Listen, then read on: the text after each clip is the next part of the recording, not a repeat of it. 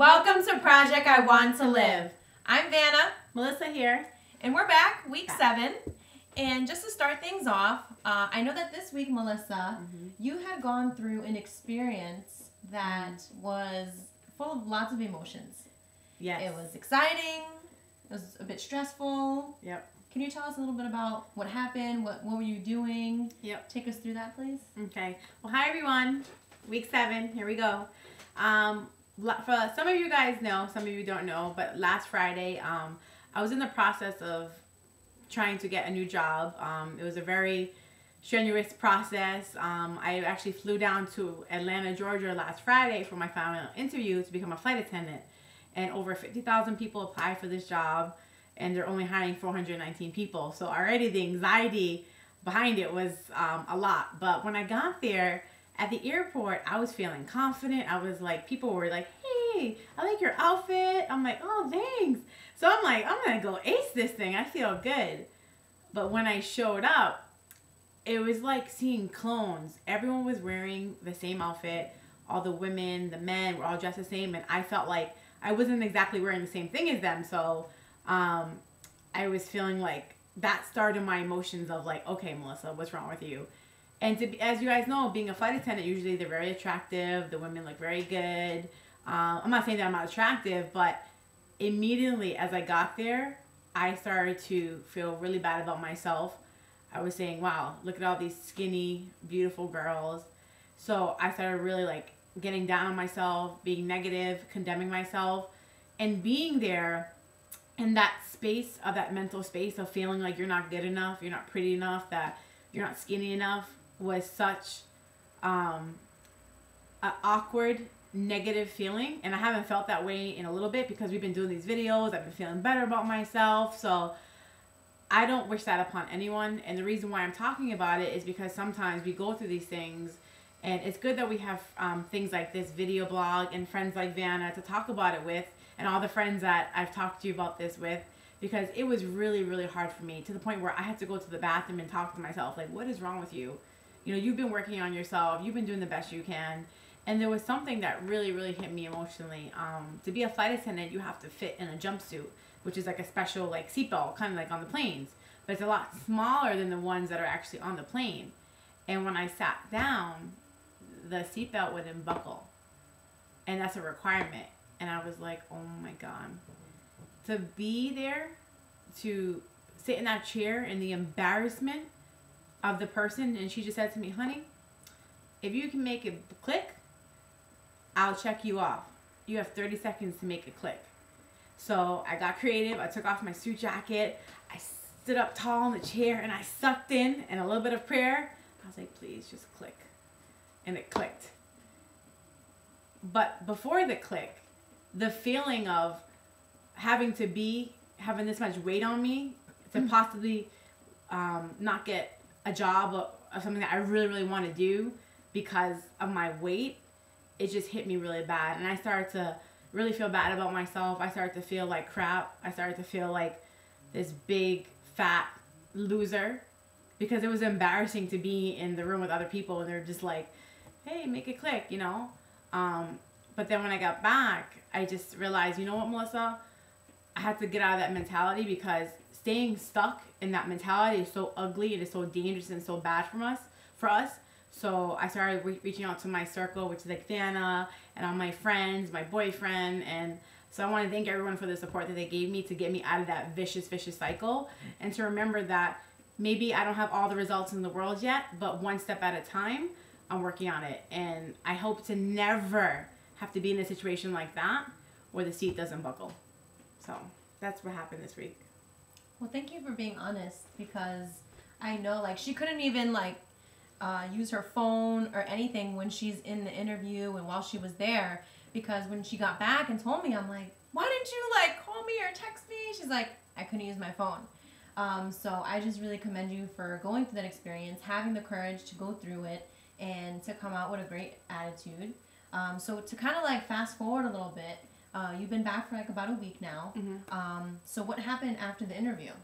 Well, I feel like my performance in terms of like speaking and mingling, I did a great job. And I feel appreciative that out of all the people that apply for this job. I made it to the final step, which is actually they flew me down. Unfortunately, I just found out I didn't get the job, but it's okay. I was really sad, but I took the negative and I looked at the positive. At least I made it that far, and at least I went after something and I wasn't afraid. As much as it was very uncomfortable to go after that job, to not feel good enough, to not feel skinny enough or pretty enough, I did it anyways, and I'm really proud of myself. And I just look forward to really just growing and getting this weight off. And it really pushed me to just know that, you know what, you're on track. You're doing the things that you need to do. And it just wasn't my timing. So that's what happened. You're awesome. Thanks. And I think that, you know, just you being able to share this experience is a great example for whoever's watching to know that sometimes when you go for something that you really truly want, maybe it doesn't come right away. Right. And, you know, like you said that, well, hey, maybe it just wasn't the right time. Right. Who knows what's going to happen in the near future. Yep. And definitely better opportunities to come your way. Yep. And you are on track. Yep. So just wanted to share that experience with you guys and just to let you know what's going on here. Yep. And to end everything off tonight, we have some exciting news again. Again. Oh my God.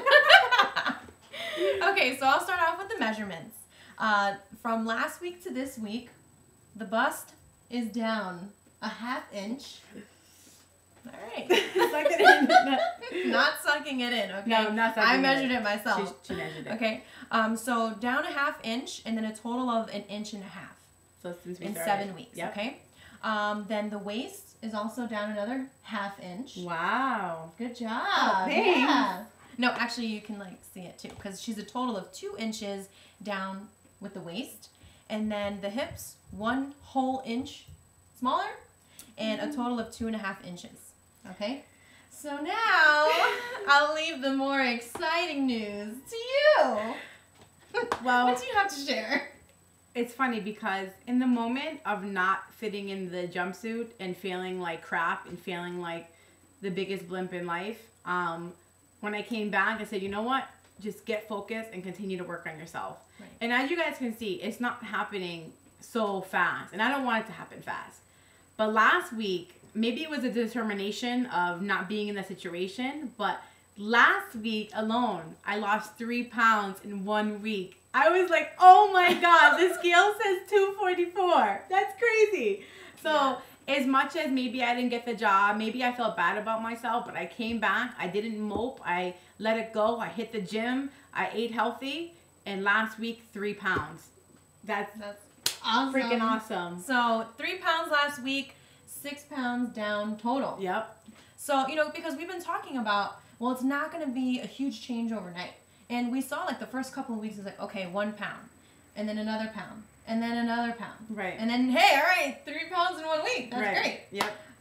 So that's what we have to share for this week. Thank you guys for watching. But what we want to do this week is actually something a little different, something a little special for all of you that are viewing along the journey, along with us. We'd like to hear from you.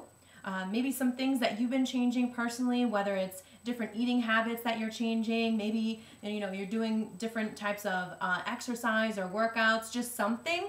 We'd like to hear about it because this is a community. This is not just, you know, Melissa and I doing this and posting these videos, but we have, you know, friends, people that we don't even know watching this, and you know, we hope to hear from you guys. So if you can, either like comment on the video or you can email us at projectiwanttolive, that's the number 2, at gmail.com. Or you can Facebook us if you want to write a personal message and just share with us, because I started this journey for me and hoping that it will inspire other people to change.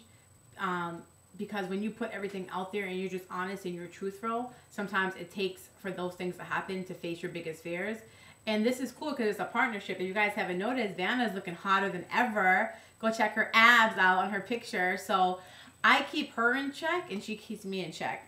So again, my recommendation to you is if you're really trying to get your health and fitness together and your wellness together, find a partner. Find someone that you're accountable to. And if you don't have anyone, choose us. You can email us, contact us, and we'll do it together.